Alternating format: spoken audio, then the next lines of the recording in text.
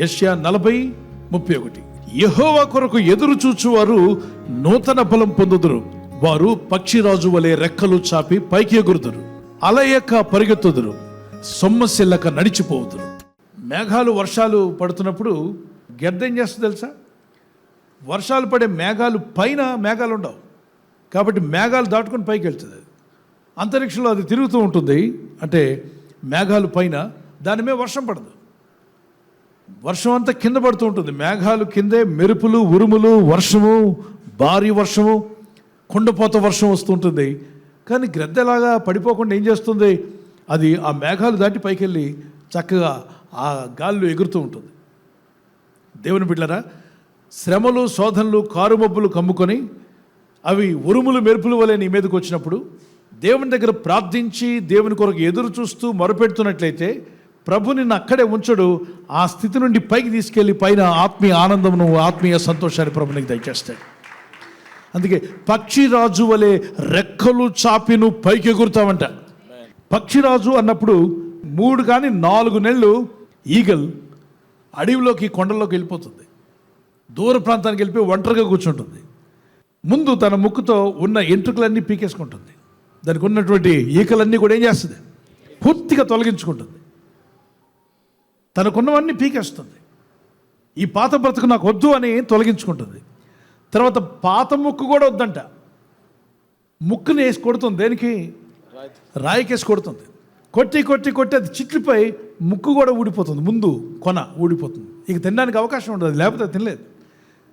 ముందు తనకున్నటువంటి రెక్కలకున్న ఈకలన్నీ పూర్తిగా అదే ముక్కుతో లాగేసుకుని పీకేసి పీకవతలు పడేసి, గోర్లు ఉంటాయి వేళ్ళకి, ఆ గోర్ల సహాయం ద్వారానే పట్టుకుంటుంది అన్నిటినీ.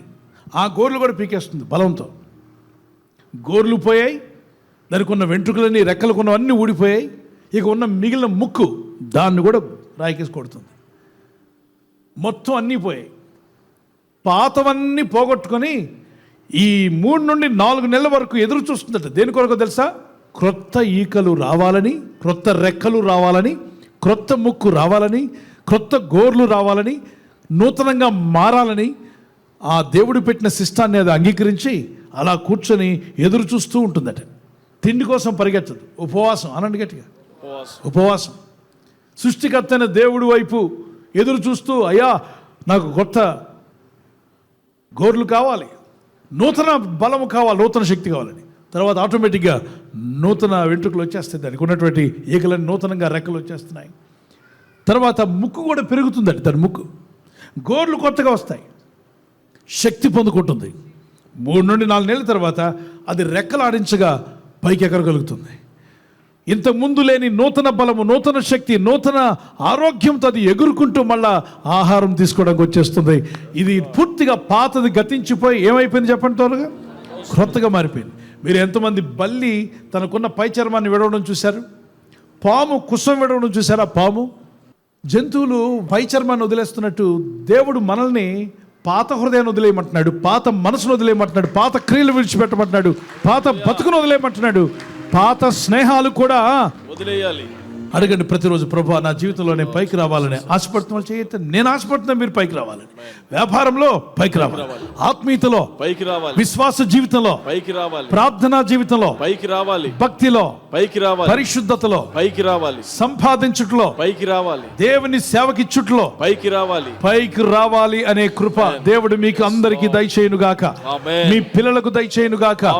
మీ పిల్లలు పై చదువులు చదువుటకు దేవుడు శక్తిని దయచేయును గాక.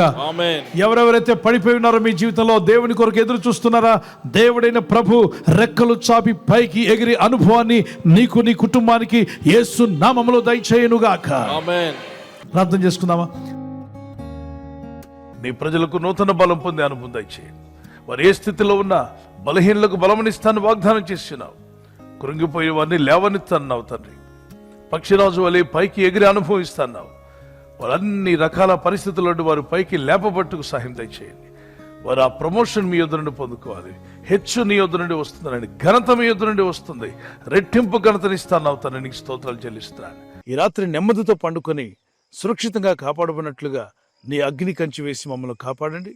మీ చిత్తములో కొనసాగే కృప అందరికీ దయచేయమని యేసుక్రీస్తు ప్రశస్త నామములో వీరందరికీ చక్కని నిద్ర దయచేసి తెల్లవారు లేచి కృపను మాకు ఇమ్మని క్రీస్తు నామములో అడిగి వేడుకుంటున్నాం మా పరలోకపు తండ్రి. ఆమేన్. ఆమేన్. ఈ వాగ్దానాన్ని మీతోనే ఉంచుకోకుండా లైక్ చేయండి, షేర్ చేయండి.